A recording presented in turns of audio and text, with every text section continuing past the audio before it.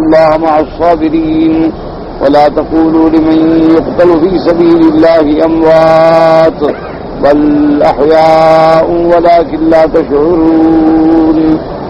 قال المؤلف المفسر رحمه الله تعالى أدام النفع بعلومه وعلومكم في الدارين آمين إلى أن قال وأما الصبر الصالح وهو الصبر على المصائب والنوائب فذاك أيضا واجب كالاستغفار من المعائب.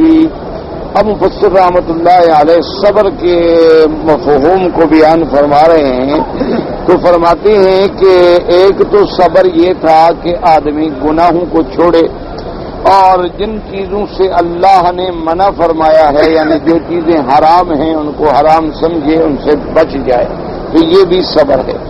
اور ایک صبر یہ ہے کہ اللہ کے احکام پر تابع رہے اطاعت کرے اور جمع رہے ثابت قدم رہے یہ بھی صبر ہے. اور ایک تیسری قسم یہ ہے کہ اللہ نہ کرے اگر مصیبت بندے پہ آ جائے تو مصیبت کے آنے کے وقت میں فوراً صبر کرے یعنی اس وقت کوئی ایسا عمل نہ کرے جو صبر کے خلاف سمجھا جاتا ہو. لیکن یہ بھی یاد رکھ لیں کہ مطلب یہ ہوتا ہے کہ الصبر عند الصدمۃ الاولی یعنی جب فوراً کسی پہ مصیبت پڑے تو اس وقت صبر کرے ورنہ آہستہ آہستہ تو صبر آ ہی جاتا ہے. ایسا کون سا آدمی ہے جو پھر کیا کر لے گا آخر بڑے سے بڑا غم بھی ہو بڑے سے بڑی مصیبت بھی ہو کسی کی موت ہو کسی کا دکھ ہو تو چند دنوں کے بعد تو آدمی خود بخود ہی صبر کر جاتا ہے. اصل صبر کا معنی یہ ہے کہ اس وقت فوراً جب اسے مصیبت کی خبر ملی تو اس نے کہا انا للہ و انا الیہ راجعون صبر کر گیا. ہاں ایک ہے طبعی اور غیر اختیاری غم کہ آدمی کو جو فطری طور پہ تکلیف پہنچتی ہے اس کے اثرات اس کے چہرے پہ آ گئے وہ غمگین ہو گیا اس کے آنسو بہنے لگ گئے اور اس سے یعنی کھانا اچھا نہیں لگ رہا اس سے دوستوں کے ساتھ بیٹھنا اچھا نہیں. یہ فطری باتیں ہیں اس سے اسلام منع نہیں کرتا. یعنی جو چیزیں کسی کی طبیعت بن چکی ہیں طبیعت ثانیہ کی خوشی کے وقت خوشی ہوتی ہے آدمی کو آپ خوشی کی خبر سنائیں اس کا چہرہ کھل جائے گا آدمی کو آپ غم کی خبر سنائیں تو مرجھا جائے گا. تو یہ ایک فطری بات ہے جیسے کہ حضور پاک صلی اللہ علیہ وآلہ آلہ وصحبہ وسلم تسلیما کثیرا کثیرا آپ کے بیٹی کے بیٹے نے جب وفات فرمائی ان کا نام بھی ابراہیم تھا تو حضور صلی اللہ علیہ وسلم اپنے بیٹے کی میت کو گود میں لے کے بیٹھے ہیں اور فرماتے ہیں کہ واللہ یا ابراہیم انا بفراقک لمحزونون کہ ہم تمہاری جدائی میں بڑے غمگین ہیں لیکن ہم اپنی زبان سے کچھ نہیں کہیں گے مگر وہ جو اللہ کا حکم ہے کہ انا للہ و انا الیہ راجعون. حضور صلی اللہ علیہ وسلم کے آنسو بہ گئے تو صحابی نے پوچھا کہ حضور آپ نے منع آپ نے فرمایا میں نے جزا فضا سے منع کیا ہے کہ کوئی آدمی روتے ہیں اور چیختے ہیں اور ماتم کرتے ہیں اور تھپڑ مارتے ہیں اور کپڑے پھاڑ ڈالتے ہیں اور مٹی لے کے سر پہ ڈالتے ہیں یہ چیزیں جو ہیں یہ شریعت کے خلاف ہیں اور صبر کے خلاف. اور دوسری کوئی بڑی مصیبت آئی یا چھوٹی مصیبت آئی ہمارے یہاں رواج ہے کہ انا للہ پڑھتے اس وقت ہے جب کوئی مر جائے حالانکہ یہ بات نہیں ہے. انا للہ پڑھنے کا حکم جو ہے ہمیں یہ نہیں ہے کہ کوئی مر جائے تو پڑھو انا للہ و انا الیہ راجعون. یا مثال کے طور پر کبھی کسی سے بات ہو رہی ہو یا آدمی کو غصہ آنے لگے آدمی کہہ دے اعوذ باللہ من الشیطان الرجیم وہ کہتا ہے اچھا جی آپ مجھے شیطان کہہ رہے ہیں حالانکہ یہ بے وقوفی والی باتیں ہیں. معنی یہ ہوتا ہے کہ ہمارے درمیان میں غصہ ڈالنے والا شیطان ہے تو جب ہم اللہ سے پناہ پکڑ رہے ہیں شیطان دور ہوگا تو ہمارا غصہ ٹھیک ہو جائے گا. اسی طرح کوئی پڑھتا ہے لا حول ولا قوت الا باللہ العلی العظیم کہ اچھا جی آپ ہمیں گدھا سمجھتے ہیں گدھا جب آواز نکالتا ہے تو لا حول پڑھا جاتا ہے. تو یہ جاہلیت ہے. اصل وجہ کیا ہے علم سے دور ہونا اور جاہلیت کی وجہ سے ایسی باتیں سوچتے. یا جیسے کوئی آدمی بیمار ہو اور اتفاق سے کہہ دیں کہ جی کوئی قرآن شریف تو سنائیں تو اگر وہ سورۃ یاسین پڑھ دے کہیں گے اچھا یہ چاہتا ہے کہ ہمارا مردہ جلدی مر جائے.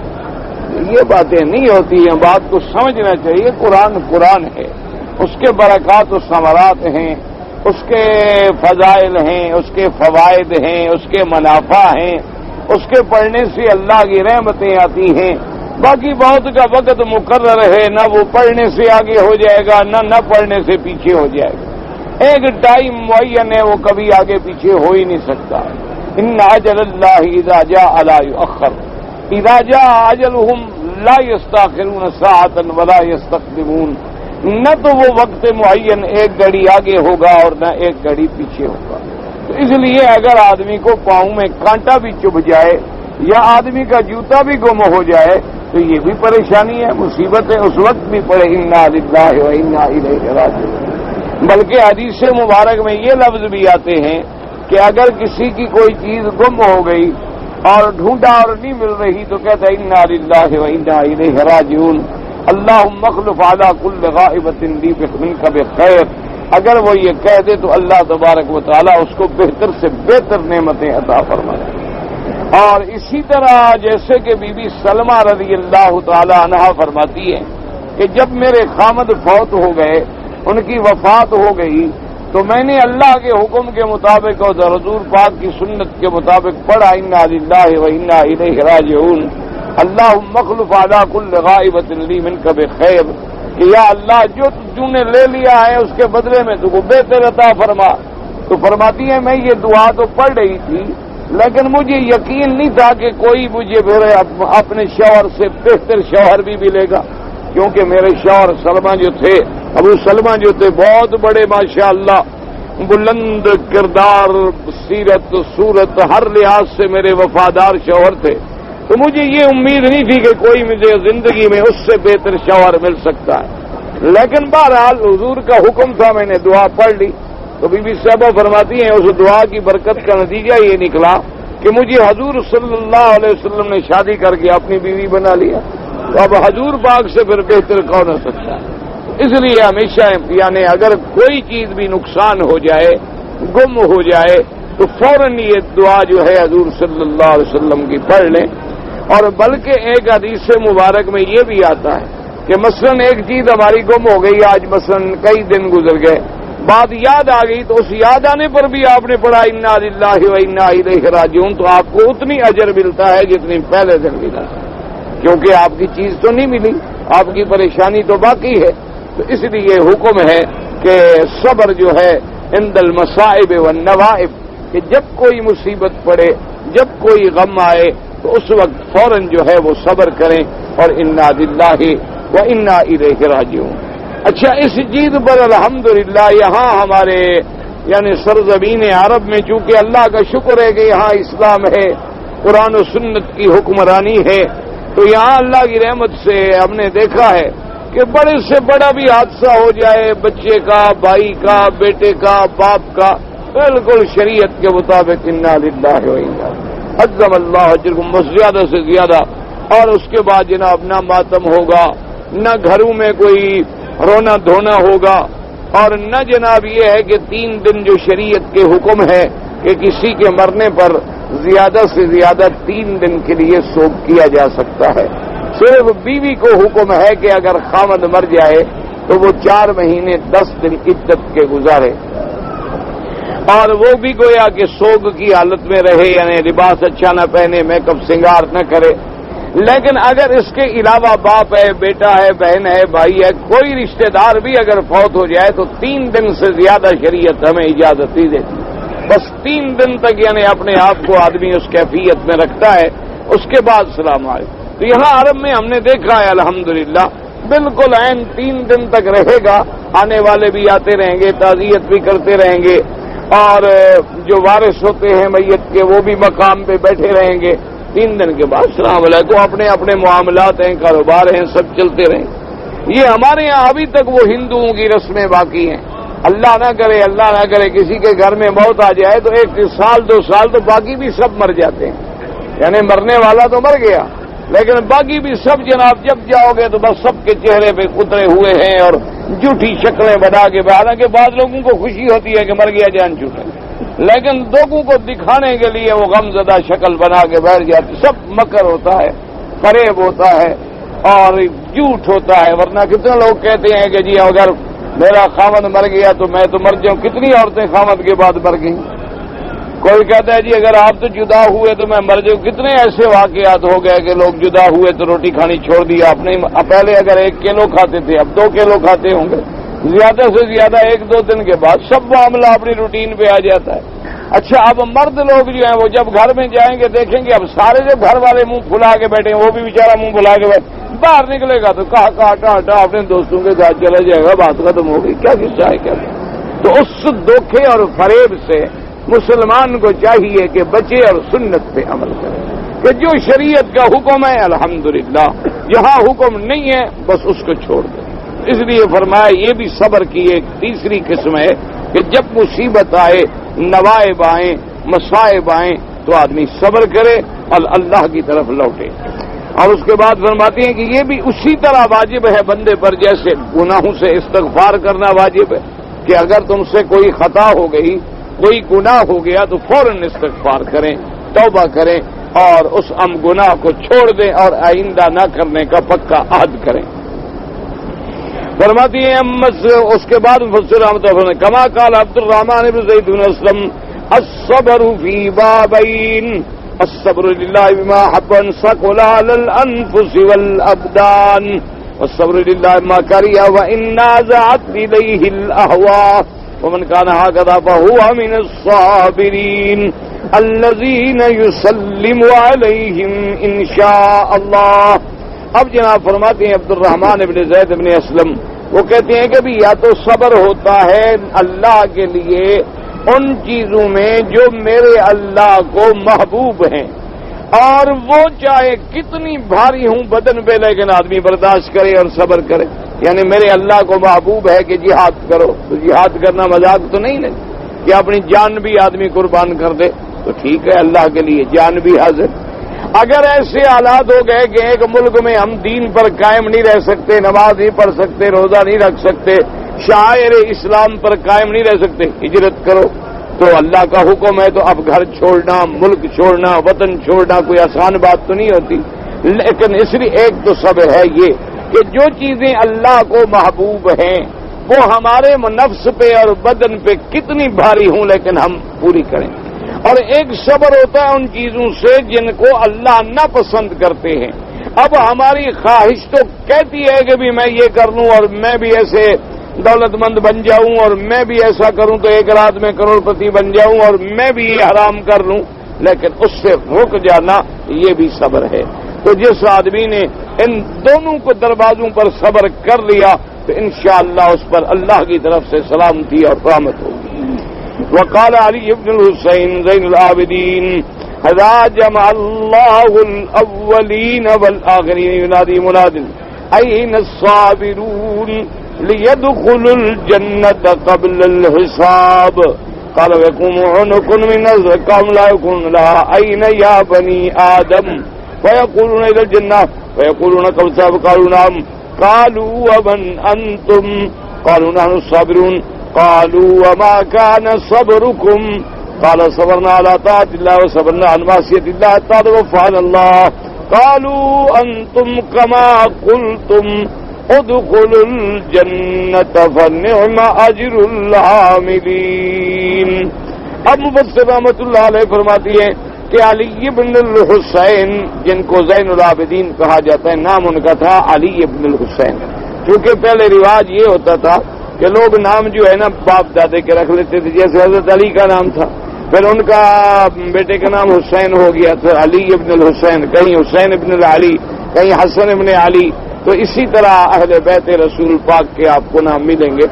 تو وہ فرماتے ہیں کہ اب اللہ تبارک و تعالیٰ کی قیامت والے دن اولین والآخرین یعنی تمام مخلوقات کو جمع کر لیں گے. محشر میں اللہ کی ساری مخلوق حاضر ہوگی تو فینادی منادن, اللہ کی طرف سے اعلان کرنے والا اعلان کرے گا کہ بھئی کہاں ہیں صابرون, صبر کرنے والے کہاں ہیں, وہ آ جائیں تاکہ وہ جنت میں داخل ہو جائیں حساب سے بھی پہلے. تو کہتے ہیں او بڑے لوگ اٹھیں گے ماشاءاللہ. تو جب جانے لگیں گے تو لوگ کہیں گے الہ آئینہ کہاں جا رہے ہو, کہیں گے جنت کی طرف جا رہے ہیں. وہ کہیں گے اللہ کے بندے حساب سے بھی پہلے, ہو کہیں گے ہاں بالکل حساب سے بھی پہلے اللہ نے ہمیں حکم دے دیا ہے کہ تمہارا کوئی حساب کتاب نہیں, جاؤ جنت میں داخل ہو جاؤ.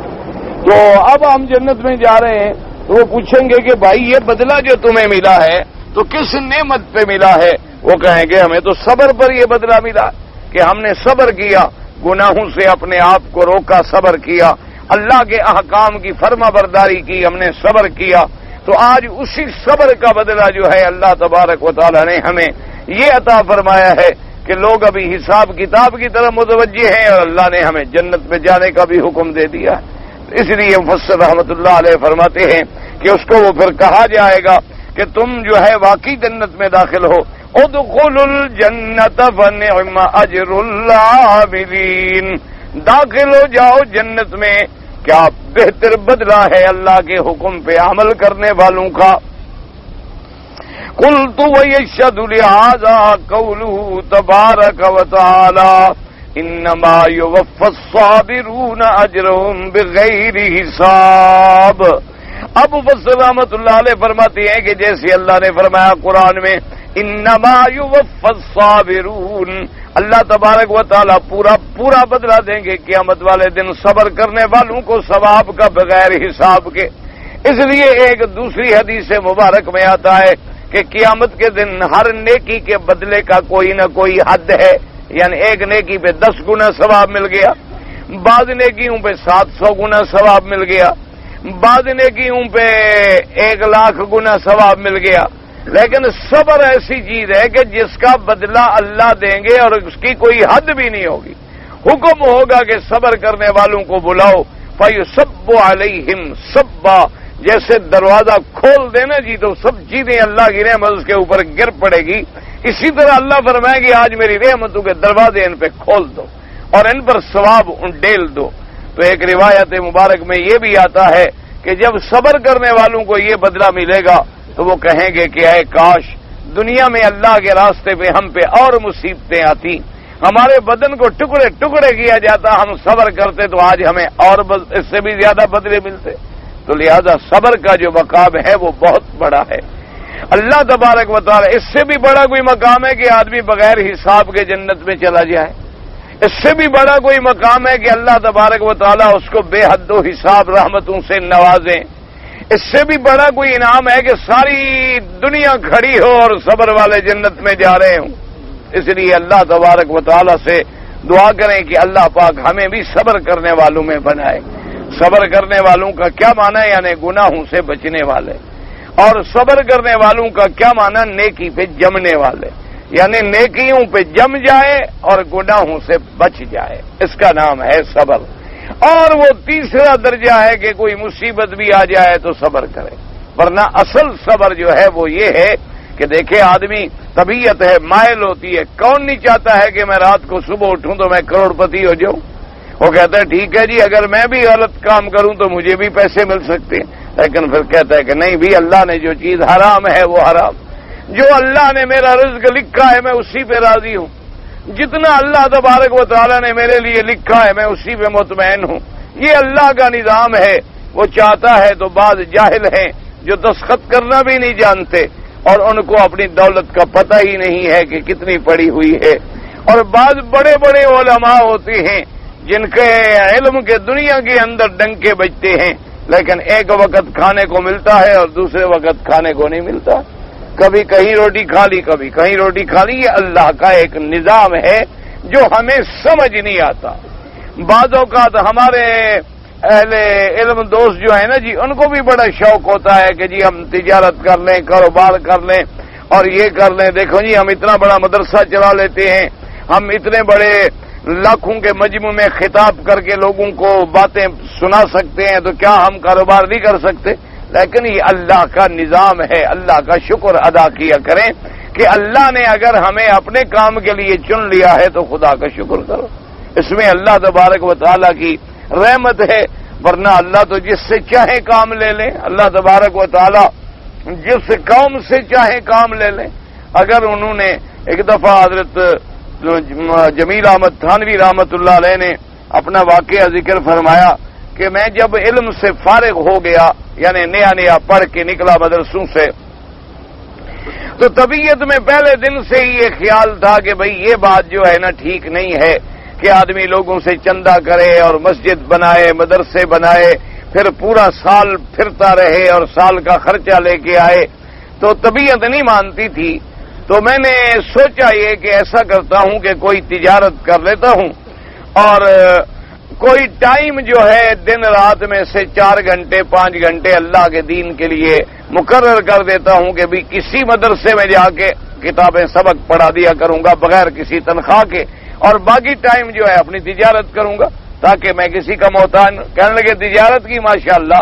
تو پہلے سال اللہ کی رحمت سے اتنا گھاٹا ہوا کہ سارے بیوی کے زیور شیور بھی بک گئے, جو گھر میں تھا وہ بھی بک گیا اور اس کے بعد پھر بھی قرضہ سر پہ باقی رہ گیا. تو حضرت تھانوی رحمت اللہ علیہ اتفاق سے اس شہر میں تشریف لائے تو فرماتے ہیں کہ میں نے چونکہ رشتہ داری بھی تھی تو میں نے جا کے حضرت کو دعوت دی. حضرت گھر آ گئے, پوچھا بھی جبیر احمد بڑے پریشان ہو, بات کیا ہے؟ میں نے کہا نہیں حضرت بس ٹھیک ہے الحمدللہ. میں نے کہا نہیں تمہارے چہرے پر پریشانی کے آثار ہیں, کیا وجہ کیا ہے؟ خیر تو ہے. میں نے کہا حضرت بات یہ ہے کہ دل میں سوچا تھا کہ اللہ کا دین مفت کام کریں گے, اللہ کے دین کی خدمت کریں گے اور تجارت کریں گے. تجارت کی تو اتنا نقصان ہو گیا حضرت کے گھر کے کپڑے بھی بک گئے, زیور بھی بک گئے, اب بھی قرضہ سر پہ باقی ہے. حضرت تھانوی رحمت اللہ علیہ مسکرائے اور اس کے بعد فرمایا جمیل احمد بڑے سمجھدار آدمی ہو بھائی. اچھا یہ دیکھو یہ تمہارے گھر میں کیا لگی ہوئی ہے؟ میں نے کہا جی گھڑی ہے اور اس دیوار سے گھڑی لگی ہوئی تھی. کہنے لگے کہ اگر اس گھڑی کے پرزے ہوائی جہاز میں ڈال دیے جائیں تو ہوائی جہاز اڑ سکتا ہے؟ میں نے کہا حضرت پہلے تو پرزے آ ہی نہیں سکتے, اگر ڈالیں تو کیا مٹی اڑے گا؟ گھڑی والے پرزے جہاز میں لگیں گے. لگے اچھا اگر ہوائی جہاز کے پرزے اس میں ڈال دیں, وہ تو بڑے قیمتی پرزے ہوتے ہیں. میں نے کہا حضرت ہوائی جہاز کے پرزے اس گھڑی میں کیسے ڈال دیں؟ اگر ڈالیں تو یہ کیا چلے گی؟ نے فرمایا تو گھڑی کے پرزوں سے چلتی ہے اور ہوائی جہاز اپنے پرزوں سے چلتا ہے. اللہ نے بھی بندوں میں ہر کام کے لیے بندے پیدا کیے. تم لوگوں کو اللہ نے اگر اپنے دین کے لیے کام کے لیے پیدا کیا ہے تو تمہارا دماغ خراب ہے, تم تجارت میں پڑ گئے. اللہ نے تمہیں تو اپنے دین کے لیے پیدا کیا, تمہیں علم نصیب کیا, تمہیں دورہ حدیث نصیب کیا, تم عالم بن کے نکل آئے مدرسے سے. اب تم پھر ادھر جا رہے ہو. چھوڑو ان باتوں کو, ان غلط باتوں کو دماغ سے نکال دو. چندے بھی ہوں گے, ہر چیز ہوگی اور کام چلتے رہیں گے دین کے. تم اللہ کے دین کا کام شروع کرو, اللہ پاک تمہاری مدد کریں. تو فرماتے ہیں کہ میں نے جناب صبح کو جا کے محلے کی مسجد میں پڑھانا شروع کر دیا اور اعلان کر دیا کہ بھئی ہم مولوی صاحب اپنے مقام پہ آ گئے, تجارت ختم ہو گئی. اب جو بھی پڑھنا چاہے. فرمایا الحمدللہ کئی سال تھوڑے سے عرصے کے بعد مدرسے بھی بن گئے, مسجدیں بھی بن گئیں, گھر بھی بن گئے, قرضے بھی اتر گئے. پہلے ہم گاڑیوں کے لیے ترستے تھے, اب گاڑیاں ہمارے لیے ترستی ہیں کہ ہم میں بیٹھ تو جائیں. تو اس لیے یہ بات خدا کی قدرت ہے. اللہ ہر کسی کو کسی نہ کسی کام کے لیے پیدا کرتا ہے. جو آدمی بھی دین کا کام کر رہا ہے, کوئی تبلیغ کر رہا ہے, کوئی درس دے رہا ہے, کوئی قرآن پڑھا رہا ہے, کوئی تفسیر پڑھا رہا ہے, کوئی نماز پڑھا رہا ہے, کوئی بچوں کو قاعدہ پڑھا رہا ہے, اللہ کے نزدیک دعا کیا کرو اور وہ لوگ بڑے قابل قدر ہیں, ان کی عزت کیا کرو کہ اللہ تبارک و تعالی نے ان کو اپنے کام کے لیے چنا ہوا ہے. اللہ نے ان سے اپنا کام لینا ہے. ابھی میں وہاں یورپ میں تھا تو میں نے دوستوں سے کہا, میں نے کہا دیکھو تم فیصلہ کرو. آج تم کہتے ہو جی یہ مولوی ہمیں لڑاتے ہیں, یہ مولوی جناب یہ کہتا ہے اور یہ مولوی جناب یہ کہتا ہے. میں نے کہا تم خدا کے لیے فیصلہ کرو. تم جتنی ہزاروں کے تعداد میں ماشاءاللہ مجمع تھے, تو میں نے کہا دیکھو تم سب یہاں ڈالر اور پاؤنڈ کمانے آئے ہو, لیکن مولوی یہاں آ کر بھی پھر تمہارے ایمان کی حفاظت کر رہا, تمہیں قادیانیوں سے بچا رہا ہے, تمہیں شیعت سے بچا رہا ہے, تمہیں رفض سے بچا رہا ہے, تمہیں جگا رہا ہے. کہیں تمہارے بچوں کو قاعدہ پڑھا رہا ہے, کہیں قرآن پڑھا رہا ہے, کہیں مسجد میں نماز پڑھا رہا ہے. وہ پھر بھی کسی حالت میں وہ بھی بندہ ہے, اس میں بھی غلطیاں ہوں گی, اس میں بھی خطائیں ہوں گی, اس میں بھی گناہ ہوں گے. انسان ہے, وہ کوئی فرشتہ تو نہیں ہے اور ہمارے معاشرے کا آدمی ہے. ہمارے باپ بیٹے سے وہ بھی پیدا ہوا ہے, تو اس میں بھی ہماری جیسی کوئی نہ کوئی کمزوریاں تو ہوں گی. لیکن اس کے باوجود اس کے اور اپنے فرق کو ملاحظہ کرو کہ تم ڈالر کمانے کے لیے آئے, تم پاؤنڈ بنانے کے لیے آئے اور وہ ایمان بچانے کے لیے آیا. دونوں میں کس کی قیمت ہے اور کون قابل عزت ہے کہ کس کی عزت کی جائے. تو یہ خدا کی قدرت ہے, یہ اللہ کے کام ہیں. اب مثلا میں نے جناب کئی دفعہ سوچا ماشاءاللہ مجھے بھی بڑا شوق تھا تجارت کرنے کا، تو اللہ کی رحمت سے جس شاگرد کو پیسے دیے الحمدللہ اصل بھی کھا گیا، اللہ کا شکر ہے، نفع تو خیر کیا دے گا، اصل بھی کھا گیا، اور الٹا یہ اگر مانگو تو کہتے ہیں استاد جھوٹ بولتا ہے۔ اب اس کا کوئی علاج ہے؟ پھر ہم نے بھی یہی سمجھا کہ بھائی اللہ کی طرف سے یہ ہمیں ذرا ٹھیک کیا جاتا ہے، اگر کوئی نفع شفا ہو جاتا تو ہم بھی پتہ نہیں یہاں بیٹھ کے نہ پڑھاتے۔ یہ اللہ کی طرف سے نصیحت ہے کہ تمہارا جو کام ہے وہی کرو، ٹھیک ہے، تمہیں اسی میں ہم عزت دیں گے، کیا ضرورت ہے خام خواہ دماغ خراب کرتے ہو اپنا، کیوں پریشانیاں مول لیتے ہو؟ تو یہ اللہ کا نظام ہے، اسی پہ آدمی صابر رہے کہ اللہ نے جو لکھا ہے آمنا وصدقنا رضینا باللہ ربا وبالاسلام دینا وبمحمد نبیا، اللہ کی قضا پہ راضی رہو کہ جو اللہ نے لکھا ہے اس کا نتیجہ کیا نکلے گا کہ تم مصیبتوں سے بچ جاؤ گے، غم سے بچ جاؤ گے، پریشانیوں سے بچ جاؤ گے۔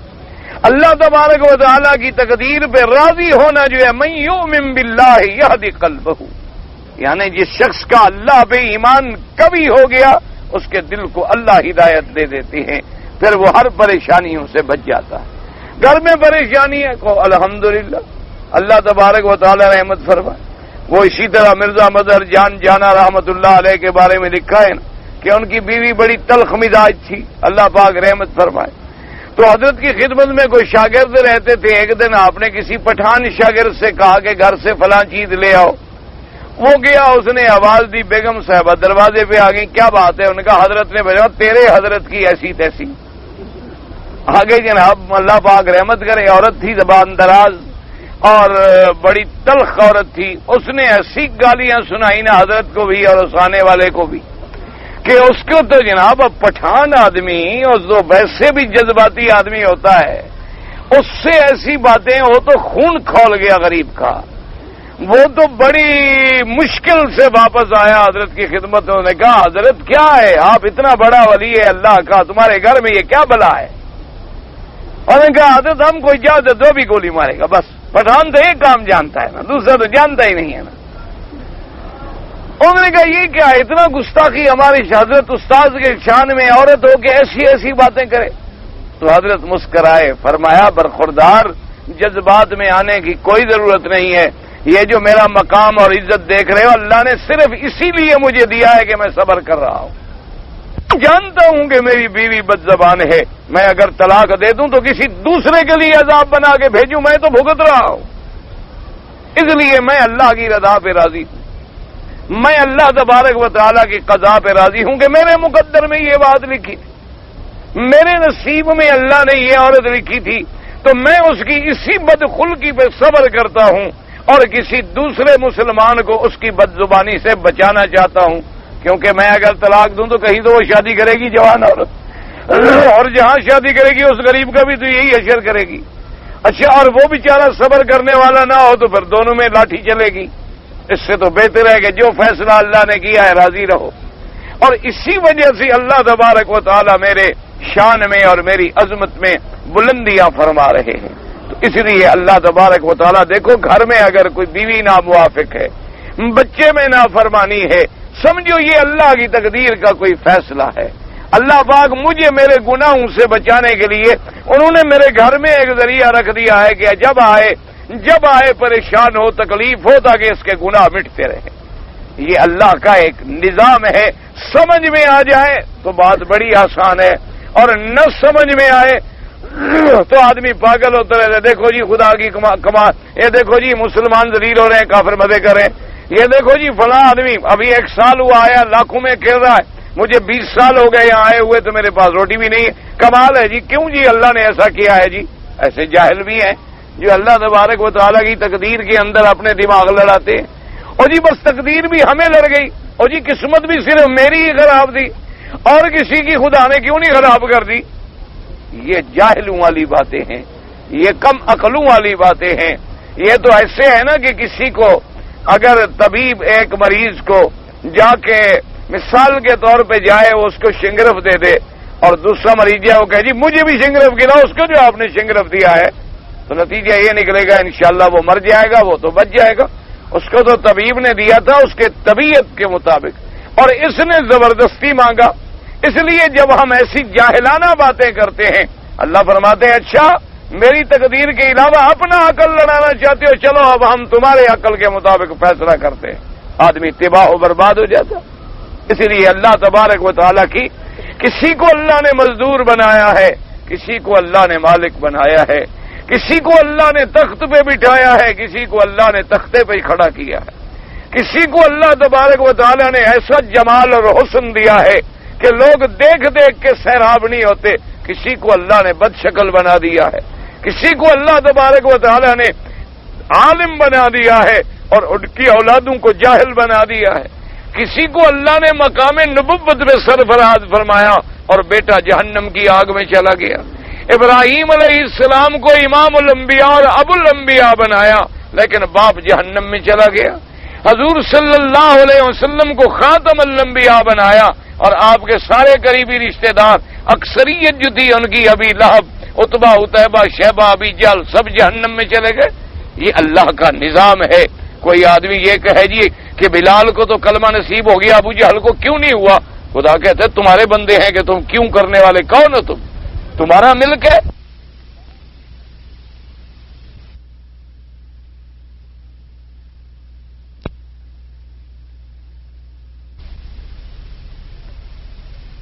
بندے ہیں، اگر میرے ہیں تو پھر میرے معاملات میں کیوں کرنے والا کون ہے؟ ہاں اگر تیری مخلوق ہے تو پھر کہو کہ جناب اس کو کیوں ملا اور اس کو کیوں نہیں ملا۔ اگر مخلوق ہی میری ہے تو تم کون ہو اعتراض کرنے والے؟ تم تو میری مخلوق ہو، تمہیں اسی لیے حکم ہے کہ لا یسأل عما یفعل وہم یسألون، مخلوق سے پوچھا جائے گا، خالق سے کوئی نہیں پوچھ سکتا۔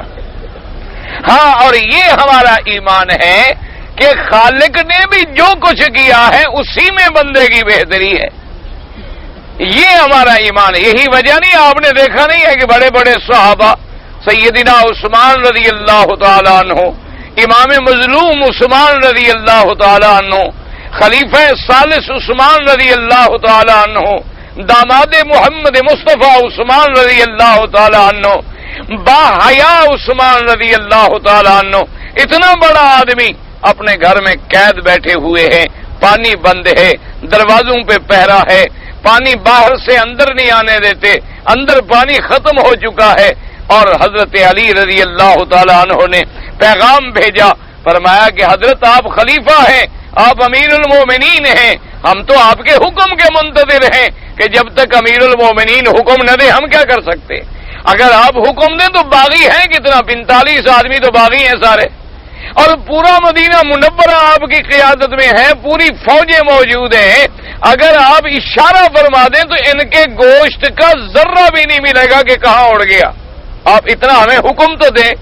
نے کہا میں محمد مدنی کے شہر میں اللہ کے نبی کے روضے کے قریب میں خون بہانا نہیں چاہتا، میرا خون کوئی بہا دے تو میں راضی ہوں، میں شہید ہو جاؤں، میں یہ بات تو برداشت کر سکتا ہوں کہ مجھے میرے مدنی پاک نے فرمایا تھا کہ تم پر مصیبت آئے گی، تم پر بلا آئے گی، تم پر امتحان آئے گا، میں حضور کے سامنے قیامت میں جاؤں، میں اس شرمندگی سے کہ تیرے شہر میں خون بہن میں نے حکم دیا کہ لڑائی کرو، میں یہ نہیں کر سکتا۔ زیادہ سے زیادہ باغی یہی چاہتے ہیں نا کہ مجھے شہید کر دے، وہ قیامت میں خدا کو خود جواب دیں گے، میرا دامن تو صاف ہوگا نا کہ میں نے تو جھگڑے کا حکم نہیں دیا، میں نے تو حالانکہ دفاع کرنے کا شریعت نے حق دیا ہے، یعنی اگر کوئی دشمن چڑھ آئے تو آپ کو دفاع کرنے کا حق ہے، بلکہ حضور نے فرمایا من قتل دون مالہ و دون عرضہ، اگر تم اپنی جان بچاتے بچاتے مر جاؤ تو شہید ہو،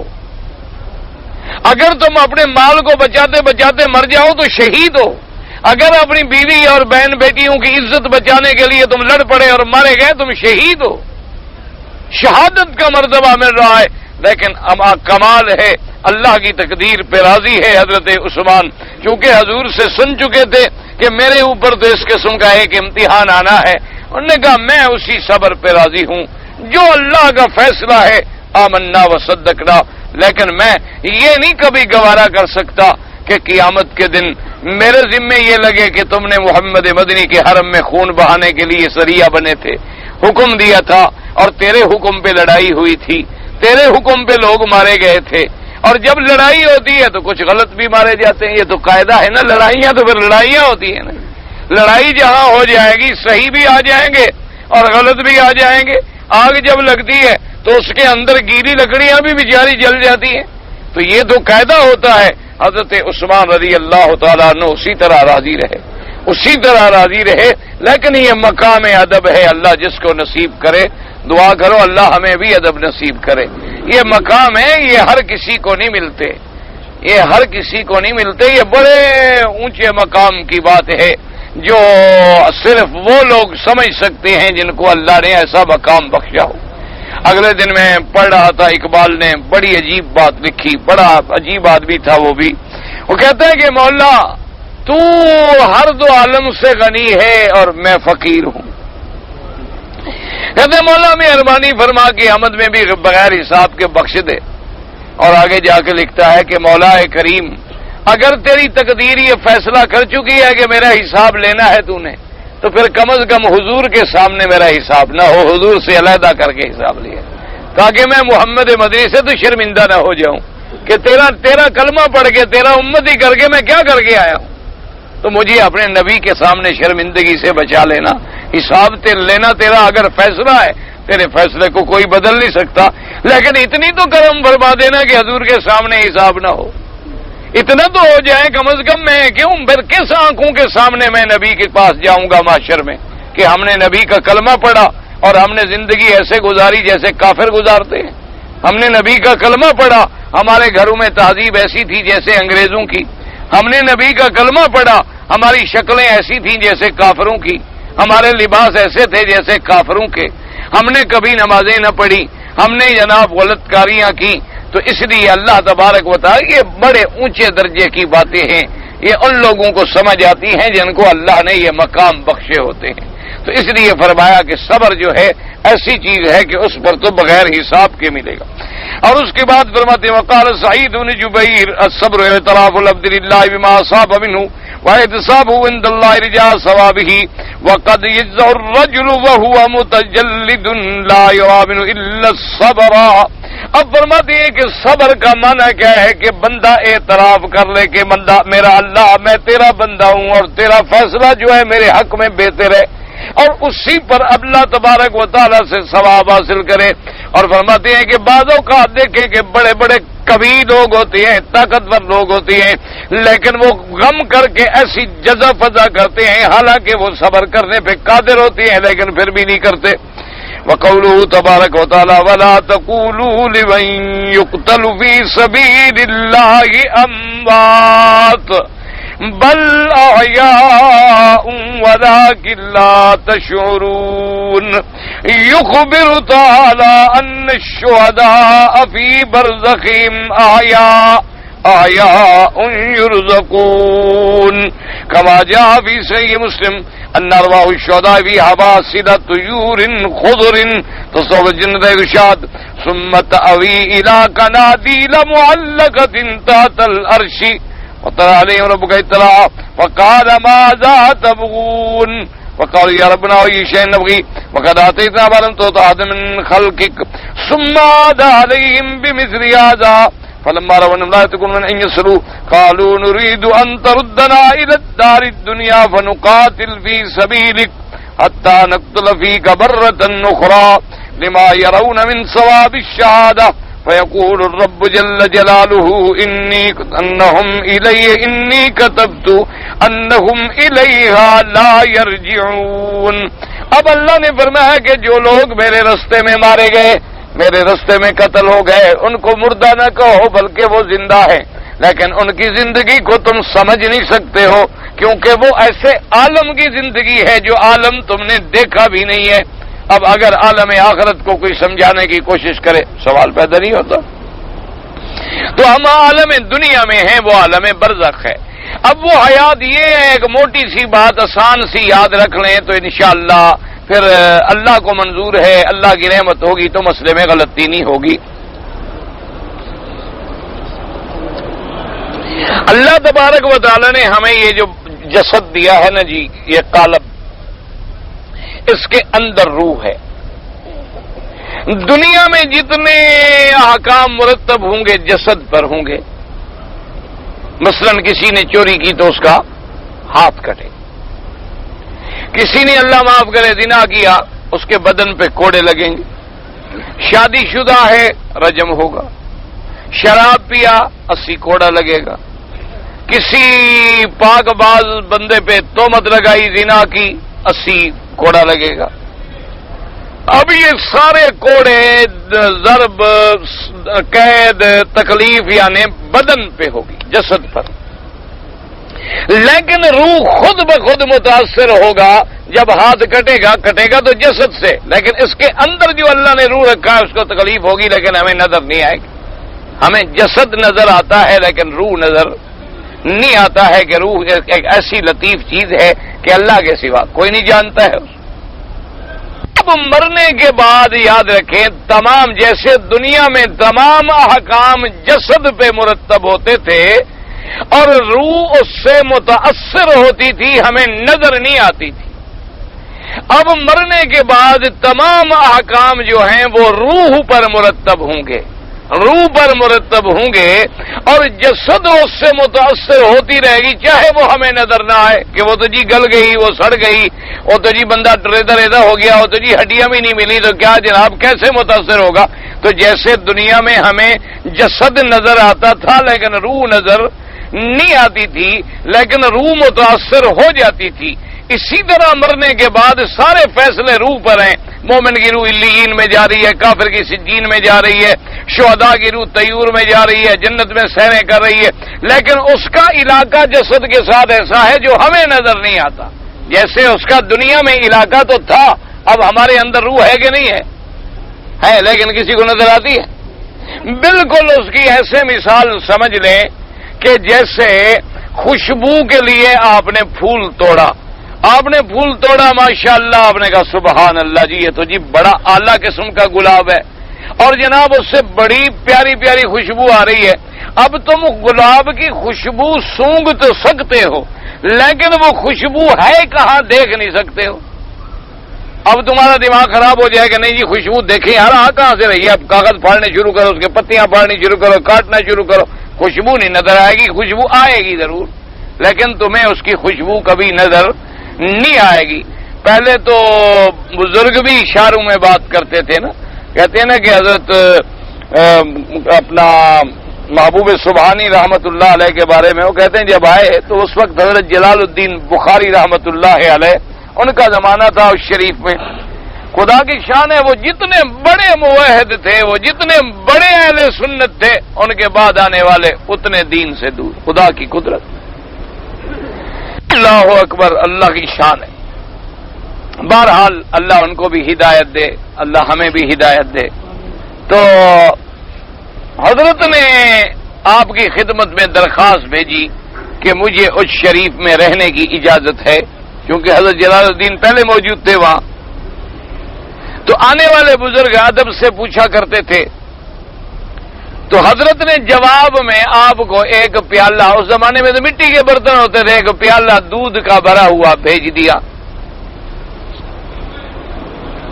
اب لے آنے والوں نے یہ سمجھا کہ حضرت نے یہ دعوت بھیجی ہے کہ حضرت دودھ پی لے، مہمان ہیں، مسافر ہیں. تو حضرت نے دودھ قبول فرما لیا اور تھوڑا سا ایک گھونٹ لے بھی لیا تاکہ دودھ کا رد کرنا جو ہے سنت کے خلاف ہے. اور ایک پھول ساتھ پڑا ہوا تھا، اس کی ایک پتی توڑ کے اوپر رکھ کے حضرت کو پھر واپس بھیج دیا پیالہ. حضرت کو مل گیا. اب جو ہمارے جیسے ہوتے ہیں نا، جیسے آج کل یہ ہماری نئی نسل پیدا ہوئی ہے، کبھی ان کو امام ابو حنیفہ اچھا نہیں لگتا، کبھی امام شافعی اچھا نہیں لگتا، کبھی امام مالک پہ غصہ ہے، کبھی امام احمد بن حنبل پہ ناراض ہیں. اور ملک میں جو منکرات ہیں، ملک کے اندر جو بے حیائی ہے، فلمیں ہیں، ملک کے اندر جو صحابہ دشمنی ہے، مرزائیت ہے، قادیانیت ہے، فتنے، ادھر کوئی تکلیف نہیں. تکلیف ان پاک لوگوں سے ہے جو قبر میں چلے گئے دین کا کام کرتے. انا للہ و انا الیہ راجعون.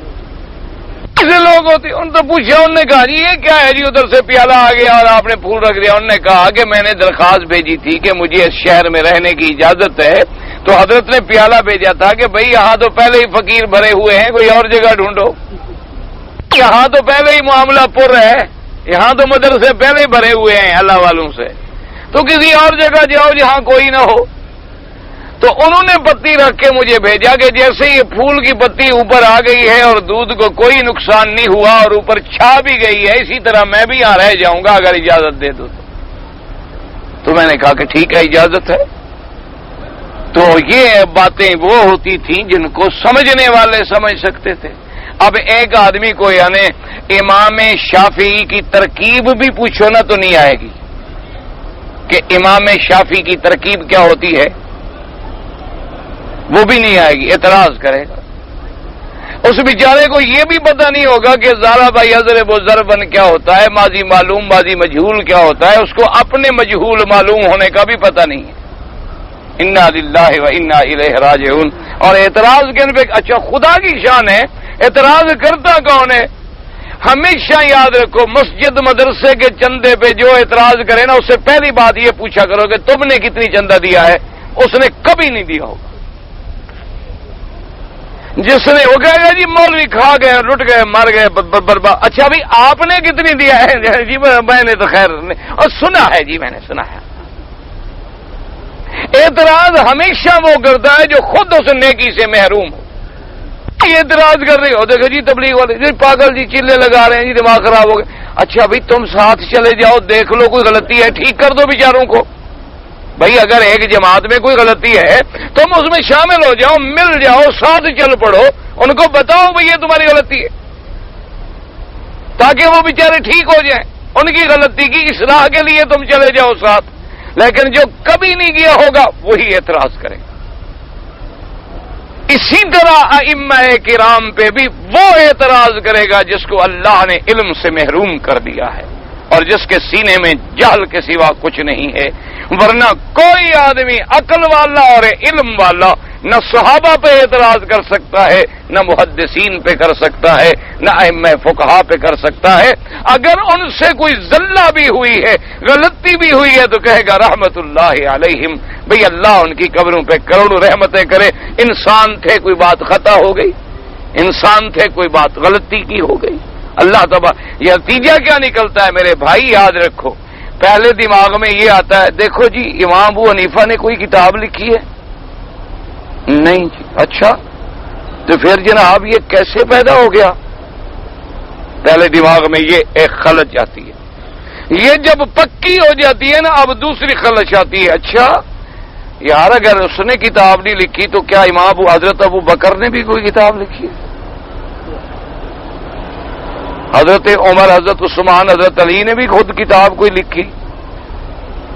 اچھا یار پھر یہ 250 سال کے بعد حضور کی حدیث لکھی گئی، 250 سال تک کیسے یاد رہی؟ پھر نتیجہ پہلے انکار آئے گا ائمہ کا، پھر انکار آئے گا حدیث کا، اور پھر سنت سے نکل جائے۔ اور جو آدمی امام کی بے ادبی نہ کر سکے وہ رسول پاک کا بے ادب کیسے ہو سکتا ہے؟ وہ صحابہ کا بے ادب کیسے ہو سکتا ہے؟ سوال پیدا نہیں ہوتا۔ اس لیے دعا کریں اللہ ہمیں کسی کو بھی بے ادب نہ بنائے، اللہ ہمیں ادب نصیب کرے، اور جو لوگ فوت ہو گئے اللہ ان کی قبروں پہ کروڑوں رحمتیں کرے۔ اللہ ہمیں عیب چننے والا نہ بنائے، اللہ باغ میں داخل ہونے کے بعد ہماری نظریں صرف کانٹوں پہ نہ رکھے بلکہ پھول دیکھنے کی توفیق دے۔ یہ تو اپنی اپنی نظر ہے، بلبل کی نظر جو ہے وہ گلاب کے پھول پہ پڑتی ہے، کوے کی نظر گندگی پہ پڑتی ہے، یہ اپنی اپنی نظروں کا امتحان ہے۔ دعا کریں کہ اللہ ہمیں اچھی نظر والا بنائے، اللہ ہمیں برائیوں سے بچا دے۔ تو اب یاد رکھیں شہید زندہ ہے، آمنا کیسے زندہ ہے؟ اب کیفیت اللہ جانتا ہے، وہ عالم ہی الگ ہے۔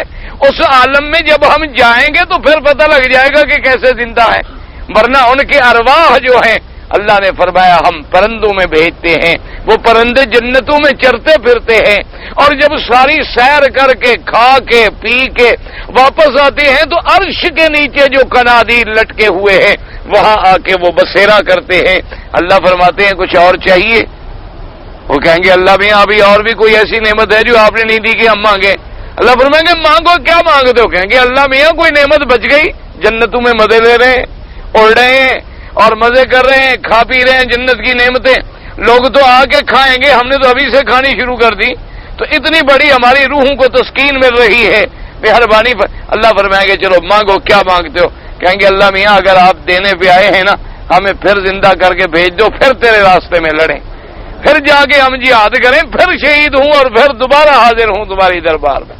اللہ فرمائے گا یہ تو میرا فیصلہ ہے، یہ تو نہیں ہو سکتا، اب جو آ گیا اس دنیا سے اب ہم نہیں لوٹائیں گے، اب ہم دنیا کو ختم کر دیں گے لیکن تمہیں دنیا میں نہیں لوٹائیں گے۔ اب ایک وقت آئے گا کہ عالم دنیا ختم ہو جائے گی اور عالم آخرت آ جائے گی۔ اس لیے فرماتے ہیں مفسر رحمت اللہ علیہ کہ یخبر تعالی، اللہ خبر دے رہے ہیں کہ ان الشہداء فی برزخہم، کہ عالم برزخ کے اندر وہ زندہ ہیں اور ان کو رزق بھی دیا جاتا ہے۔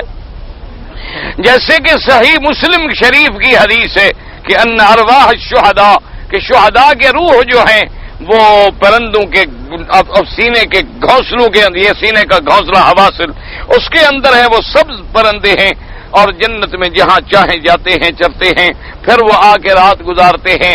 الی کنادیل تحت معلق تحت العرش، عرش کے نیچے جو معلق ہیں، اور اللہ پاک اللہ تبارک و تعالیٰ ان کی طرف توجہ فرماتے ہیں اور پوچھتے ہیں کیا چاہتے ہو؟ وہ کہیں گے مولا اور کیا مانگیں، کیا چاہیں، کون سی نعمت ہے جو آپ نے ہمیں نہیں دی؟ اللہ فرمائیں گے چاہو کیا چاہتے ہو؟ وہ کہیں گے اللہ میاں اگر آپ ضرور دینے پہ آئے ہیں تو نردنا الی دار الدنیا، ہمیں دنیا کی طرف لوٹا دو تاکہ ہم جا کے فنقاتل فی سبیلک، تیرے راستے میں ہم پھر جہاد کریں، فنقتل، پھر ہم اس میں شہید ہو جائیں اور پھر ہم تیری دربار میں آئیں۔ کیونکہ جب وہ دیکھیں گے کہ شہیدوں کا یہ مرتبہ ہے، یہ مقام ہے، یہ عظمت ہے، یہ عزت ہے، تو ان کو طلب ہوگی کہ ہم دوبارہ اللہ کے راستے میں شہید ہو جائیں۔ اللہ پاک فرمائیں گے کہ میرے بندو یہ تو میرے فیصلے ہیں تقدیر کے، یہ تو نہیں بدلا کرتے، اب تمہیں دنیا میں تو نہیں لوٹایا جائے گا بس۔ وفي الحديث الذي رواه الإمام أحمد عن الإمام الشافعي عن الإمام مالك عن الزهري عن عبد الرحمن بن كعب بن مالك النبي قال قال رسول الله صلى الله عليه وسلم نسمة المؤمن طائر طلق في شجر الجنة حتى يرجع الله إلى جسده يوم يبعثه وفي دلالة لعموم المؤمنين أيضا وإن كان الشهداء قد خصصوا بالذكر في القرآن تشريفا لهم وتكريما وتعظيما۔ اب مفسر رحمت اللہ علیہ فرماتی ہیں کہ امام احمد رحمت اللہ علیہ نے امام شافعی سے اس سند کے ساتھ عبد الرحمن بن کعب بن مالک سے اپنے باپ سے روایت کی ہے کہ حضور پاک صلی اللہ علیہ وسلم نے فرمایا کہ اللہ تبارک و تعالی مومن کی جو روح ہے اس کو گویا کہ ایک پرندے کی شکل دے دیتی ہیں اور وہ جنت کے درختوں کے اندر جو ہے رہتی ہے، اور پھر اللہ تبارک و تعالی جب قیامت کا وقت قریب آئے گا تو اس کو لوٹا دیں گے اس کے بدن کے اندر۔ اور مفسر رحمت اللہ علیہ فرماتی ہیں کہ اس آیت سے اور اس حدیث سے یہ بھی ہمیں پتہ چلتا ہے کہ آپ مومن ہوئے ہیں اللہ ان کو بھی یہ عظمت دیں گے، کیونکہ مومن کی روح جو ہے علیین میں ہوتی ہے اور کافروں کی روح جو ہے سجین میں ہوتی ہے۔ اچھا باقی یہ رہا کہ جی جب روح علیین میں چلی گئی تو پھر قبر میں ثواب حساب کتاب کیا ہے؟ تو اللہ اس کا تعلق جوڑ دیتے ہیں۔ اب دیکھیں سورج اپنے مقام پہ ہے لیکن حرارت یہاں موصول ہوتی ہے، شعاعیں یہاں موصول ہوتی ہیں، چاند اپنی جگہ پہ ہے لیکن روشنی یہاں محسوس ہوتی ہے۔ اسی طرح اللہ کے آگے یہ کوئی بعید نہیں ہوتا کہ روح اپنے مقام پہ ہو اور تعلق بھی قائم رہے اللہ تبارک و تعالی۔ تو فرماتے ہیں کہ چاہے آیت کے اندر جو ذکر ہے وہ تو شہداء کے لیے ہے کہ اللہ نے ان کی تشریف تکریم اور ان کی عظمت میں اضافہ کیا ہے۔ اللہ تبارک و تعالی ہمیں سب کا خاتمہ ایمان پہ فرمائے اور اپنے راستے میں خالص شہادت کی موت نصیب فرمائے۔ کہ میں آپ کو اصلاح کے شرک بدعت پر لکھی ہوئی تقریر دینا چاہتا ہوں تو مجھے آپ دے دیں گے، اور کیا بس اگر آپ دینا چاہتے ہیں لکھی ہوئی مجھے دے دیں، کیا کروں گا؟ پڑھوں گا اور کیا کروں گا؟ کوئی آدمی اگر رشتہ دار ہے عزیز ہے اس نے وصیت کی ہے تو اس کے لیے آپ حج عمرہ کر سکتے ہیں، نہیں کی تو اپنے لیے کریں اور اس کے لیے دعا کر دیں۔ کہتے ہیں جی کام اور چھٹی کی وجہ سے ہمارے دوست جو ہیں وہ دمام سے مکہ نہیں آ سکتے اور ان کے ذمے حج کی سائی باقی ہے، تو جب آئے تھے اسی وقت دوڑ کے جاتے۔ اب وہ مجھے وکیل بنا دے، نہیں آپ وکیل بن کے نہیں دوڑ سکتے۔ بہرحال وہ جب آئیں تو اپنی قضا کر لیں، اور اب اتنی تاخیر چونکہ ہو گئی ہے اس لیے دم بھی ادا کریں۔ اگر اسی حج کی ہے تو پھر آ کے دوڑ لیں، نفلی طواف کر کے صفا دوڑ لیں، پھر کوئی دم نہیں۔ اللہ سب سے بڑا ہے، اللہ بڑا، یہ تمہیں اردو کے دھوکے ہوتے ہیں۔ معنی یہ ہے کہ جس سے کوئی بڑا نہیں۔ اللہ اکبر کا معنی یہ ہوتا ہے، مبالغے کا صیغہ ہے، تو سب سے بڑا کا معنی یہ نہیں کہ اور بھی چھوٹے چھوٹے خدا ہیں وہ بڑا ہے ہمارا، یہ معنی نہیں ہوتا۔ معنی یہ ہے کہ جس سے بڑا کوئی ہے ہی نہیں، ایسی یہ مبالغے کے صیغے ہے۔ ورنہ اس ترجمے میں بلا وجہ نہ الجھا کرو کہ ہی ہے یا بھی ہے یا ہے یا نہیں ہے۔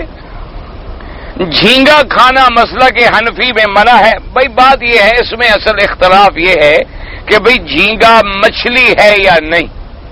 اگر مچھلی کی اقسام میں جن علماء نے شمار کیا ہے وہ کہتے ہیں حلال ہے، اور بعض احناف کے علماء کہتے ہیں کہ جھینگا مچھلی ہے ہی نہیں، یہ مچھلی کی قسم ہی نہیں، اس لیے وہ اس کو پھر کراہت میں شمار کرتے ہیں۔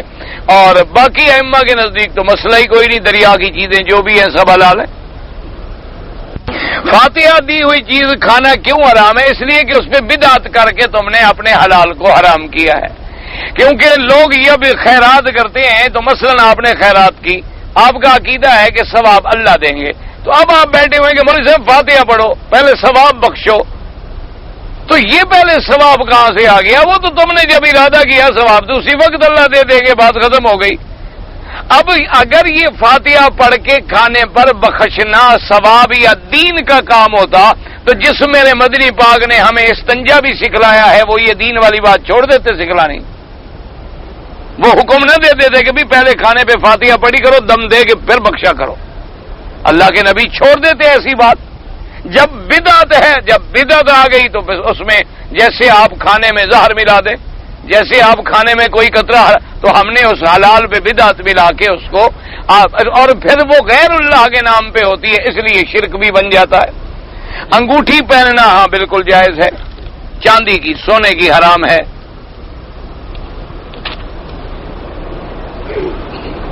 ایک میرے بھائی ہیں، ان کا آپریشن ہونے والا ہے، انہوں نے آپ سے دعا کے لیے درخواست کی بھی اللہ شفا کاملہ عطا فرمائے، اللہ تبارک و تعالی اس کو بھی شفا دے اور جتنے بیمار ہیں سب کو شفا عطا فرمائے۔ اگر ایک آدمی اپنی بیوی کے ساتھ ایک دفعہ لیٹا ہے، دوسری دفعہ وہ اس کے ساتھ لیٹنا چاہتا ہے تو غسل کرے، کوئی ضروری نہیں، ویسے بہتر ہوتا ہے کہ کرے، لیکن نہ بھی کرے تو کوئی فرق نہیں پڑتا، بس آدمی استنجا کر لیتا ہے، بدن دھو لیتا ہے، وضو کر لیتا ہے، اس سے یہ ہے کہ آدمی کے لیے اللہ کی طرف سے ایک اور نشاط اور قوت پیدا ہوتی ہے۔ لیکن اگر ہر دفعہ پہ غسل کرے تو سبحان اللہ بڑی عجیب بات ہے، تو بہرحال اور آخر میں ایک دفعہ غسل کر لے تب بھی جائز ہے۔ یہ اصل میں مسئلے بھی تھے اس زمانے میں جب لوگ بھی ایمان والے تھے اور قوت بھی تھی ان کی۔ آج کا آدمی 2 دفعہ غسل کرے تو انشاءاللہ تیسری دفعہ جنازہ ہی نکلے گا۔ ہاں ماشاءاللہ آج کل تو بچے جی 8 سال کے ہوتے ہیں تو گناہ شروع کر دیتے ہیں نا، 20 سال پہ پہنچے برباد ہو گئے۔ کمی تھی، باقی وہ کانفرنس ہو رہی ہے وہ سکھلا دے گی آپ کو، جو تھوڑی بہت کمی تھی نا جی وہ اس میں مسئلے حل ہو جائیں گے کہ بھئی آپ نے حمل سے کیسے بچنا ہے، اور مرد سے بدفعلی کیسے کرے، عورت سے بدفعلی کیسے کرے، اس سارے مسئلوں کے لیے انہوں نے ماشاءاللہ بہت بڑی کانفرنس رکھی ہے، کروڑوں روپے خرچ کریں آپ کی بھلائی کے لیے، کہ تاکہ ان کو پتا ہے کہ مسلمان کو دنیا کی کوئی طاقت شکست نہیں دے سکتی، ان کو پتا ہے بھی ان کو خدا کے رستے سے ہٹا دو، جب اللہ ان پہ ناراض ہو جائے گا، غضب میں آ جائیں گے، ہمارے ساتھ لڑ ہی نہیں سکتے۔ وہ پاگل نہیں ہے، وہ بے وقوف نہیں ہو گئے کہ کروڑوں روپے خرچ کر دیں، اربوں روپے خرچ کر دیں، انہوں نے اسٹڈی کی ہے، انہوں نے محنت کی ہے، انہوں نے پڑھا ہے کہ مسلمان اگر مسلمان بن جائے نا، اگر یہ خالص ایمان پہ آ جائے تو پھر دریا بھی اس کے تابع ہوتے ہیں، ہوائیں بھی اس کے تابع ہوتی ہیں، فضائیں بھی اس کے تابع ہوتی ہیں، پھر جنگل کے بھگیاڑ بھی اس کے تابع ہوتے ہیں، پھر یہ ہمارے بم شم بھی کچھ نہیں کر سکتے، یہ تو پھونک مار کے ہمارا سب کچھ اڑا دے گا۔ وہ کہتی ہیں اس کو شکست دینے کا ذریعہ کیا ہے؟ ایسے کام میں لگا دو کہ ان کا خدا ان سے ناراض ہو جائے، اللہ کے باغی بنا دو، زنا میں لگا دو، شراب میں لگا دو، لواطت میں لگا دو، حرام کاریوں میں لگا دو، اور ظاہر کیا کرو جی آبادی بہت بڑھ رہی، آبادی بڑا غم ہے ہاں جی، جو تم پیسے ایٹم بموں پہ خرچ کر رہے ہو وہ ہمیں دے دو کھانے کے لیے، کوئی آبادی کا فرق نہیں پڑے گا۔ جو تم سٹار وار پہ خرچ کر رہے ہو وہ غریب ملکوں کو دے دو، کوئی بھی بھوکا نہیں رہے گا۔ ہو جی آبادی کا بڑا فکر ہے، پھر اگر آپ کی آبادی بڑھ گئی تو آپ کھائیں گے، آپ کا ان کو غم کھا رہا ہے، فکر کھا رہا ہے، وہ آپ کی ہمدردی میں بیچارے سب کچھ کر رہے ہیں۔ اور اللہ تبارک و تعالی رحمت کرے، بس دعا کرو اللہ ہمارے حال پہ رحم کرے، بس ہم بالکل بگڑ چکے ہیں۔ جی کہ میں نے رقم داخل کرائی ہے بینک میں نفع نقصان کے اصول پر۔ بھئی دیکھو، اگر واقعتاً وہ بینک آپ سے پیسے لے کے کسی کاروبار میں ڈال دیتا ہے، اس میں جو نفع ہوتا ہے وہ تقسیم کر کے اپنے حصے داروں کو دے دیتا ہے، کبھی نفع بڑھ گیا کبھی کم ہو گیا، اچھا کبھی گھاٹا بھی ہو سکتا ہے، پھر تو کوئی حرج نہیں، حلال ہے، وہ تو سود نہیں ہے۔ اگر انہوں نے پرسنٹیج مقرر کر دی ہے کہ جی ہم آپ پیسے رکھیں گے تو آپ کو 13.5% سالانہ دیں گے، چاہے بینک ڈوب جائے یا چاہے بینک 50% کما لے، تو پھر یہ سود ہے، پھر یہ حرام ہے۔ تو اس لیے لیکن آپ کے ملک میں مجھے نہیں پتا کہ کوئی اسلام کے اصولوں پہ بینک کام کر رہا ہو، اور وہ اسی طرح کام کر رہے ہیں کہ جیسے مثلا اس کے اندر تو آپ وسکی ڈال لیں اور اوپر لکھ لیں شراب الصالحین، شرابن طہورا، اندر ہو وسکی، وہ اسی طرح ہے۔ ورنہ مجھے نہیں پتا کہ میرے علم میں نہیں، اگر کوئی کرتا ہے اسلامی بینک تو الحمدللہ خوشی کی بات ہے، ضرور کریں اس کے ساتھ آپ تعاون۔ مولانا مودودی صاحب مسلمان تھے، لا حول ولا قوت الا باللہ، بھائی عالم تھے، مسلمان تھے، ان کی بڑی کتابیں ہیں، اللہ معاف کرے، کیوں کسی کو کافر بناتے ہو بھائی؟ انا للہ و انا الیہ۔ حد حرم کے اندر کوئی کبوتر اڑ کے پنکھے میں زخمی ہو جائے تو اس کو ذبح کر کے کھانا جائے، تم اسی کام کے لیے ہو؟ فارغ ہے نا بیچارہ، سارا دن حرم میں دیکھتا رہتا ہے کہاں کبوتر گرا۔ اللہم صلی علی سیدنا محمد وعلی آل سیدنا محمد مبارک وسلم۔ یا الہ العالمین، عالم اسلام پہ اپنی رحمت نازل فرما، یا اللہ اسلام کی عزت کا فیصلہ فرما اور